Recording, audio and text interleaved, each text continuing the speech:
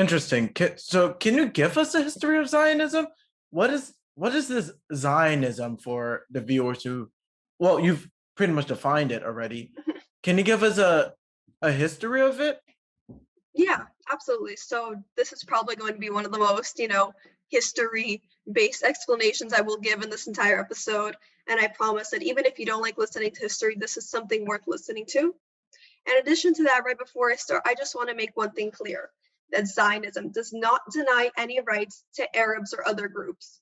Some people think that Zionism means that it's only for the Jews, and that it means that other groups of people, Arabs, Christians, etc., are set at a standard below them. But that is in no way true. Zionism is simply one of our cultural identities that we are, as Jews, should be proud to say and spread. However, it does not diminish or take away any cultural association other religions may have to the land of Israel. So now let me get into the history, the real meat of my answer. Let's go 1,000 years back, starting to Abraham, when he led the people out of Ur, which was in Mesopotamia, into the land of Canaan.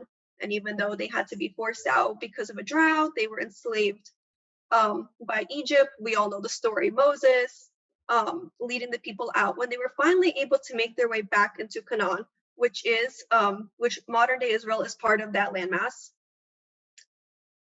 they built a life there. There was, courts, government, culture, art, religious temples. Life was flourishing. There was a flourishing of culture. And it's also during this time that the first temple was built. And while they were prospering in this land, they were faced with several colonizations. Assyrians, the Babylonians, who destroyed the first temple and led to a mass diaspora of Jews, where Jews were exiled from the land and spread among other places, trying to seek life. Then we have the Greeks, very notable. The Greeks colonized and tried to make the Jews take their religion. They tried to erase Jewish identity and make the Jews believe in the Greek gods, and the Jews refused to. They refused to give up their culture, which is something that also contributes to modern day Zionism, something not allowing ourselves to get rid of our rights, the fact that Jewish indigeneity to the land triumphs foreign rule. So once we got rid of the Greeks, later were colonized by the Romans. And this is probably one of the more specific, one of the more empires I want to get specific with. When the Romans colonized the land, they had changed the name to Palestina, derived from the term Philistine. The Philistines were the enemies of the Jews. And Palestine is coming from the term Philistina.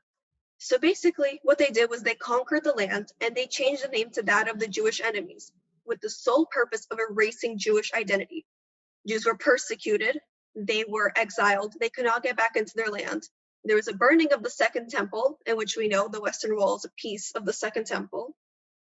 And we know this because there were coins minted to prove this. When the Romans conquered, there was coins minted that say Judea Capta, and when the Jews were able to get rid of the Romans and somewhat return to this land, there are coins that say Israel Liberata, just to give some sort of evidence to prove what I'm saying. And so, yeah, the Jews were persecuted. They couldn't enter, and they were even persecuted wherever they went. So they were always being colonized. Further, we have the Byzantines, we have the Mamelukes, and the Ottomans. The Ottomans are the last empire I'm going to be really focusing on before I wrap up my answer to this question. As a result of World War I, when the Ottoman Empire collapsed, the British and the French carved up the area, which led to a mandate system as for the Sykes-Picot Agreement. And that's what we notably know the British Mandate of Palestine to be, something you hear a lot, but rather you hear just the term Palestine, now British Mandate. It was not a country, it was rather the British controlling this land, as they did with other places, constantly colonizing. And as per the Balfour Declaration, a UN-recognized document that got international consensus, it was to become a homeland for the Jewish people. The Jews were always supposed to be able to live in this land. But because of all of these colonizations and all of these empires taking over and expelling the Jews, they were unable to really flourish there. And if you don't want to believe the religious texts, there's archaeological evidence to prove this, and there's an archaeological consensus to prove this.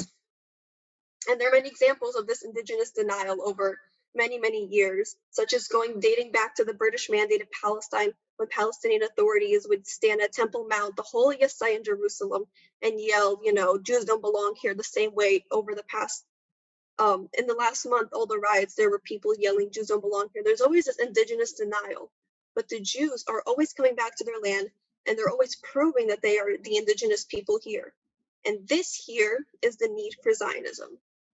So just to quickly continue with dates, 1948, Jews declare independence, and the state of Israel is established, a sovereign independent state finally, and the Jews have an ancestral homeland. So this, going back to what I said before, this right here is the need for Zionism. We've been exiled from our land. We've tried to come back.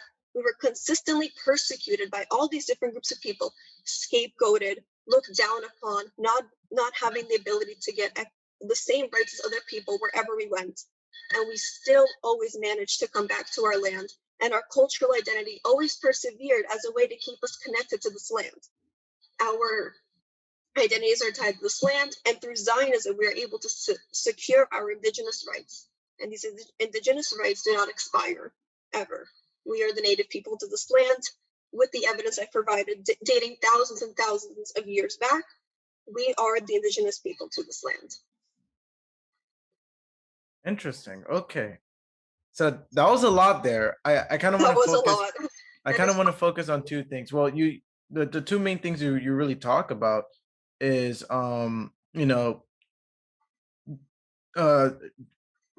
indigenous land, like the fact that Jews are indigenous and that they belong to that land. You said that there's different types of evidence pointing to that fact.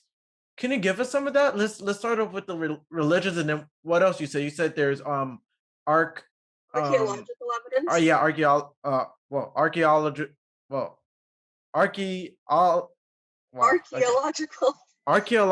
My bad, guys. Archaeological evidence.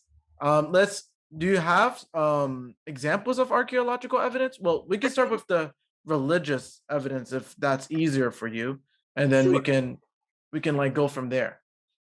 So religious evidence, we have our religious sacred texts. We have things like the 10 Commandments that Moses was given while he was trying to help Jews return back to the land of Canaan. That became kind of the set of laws.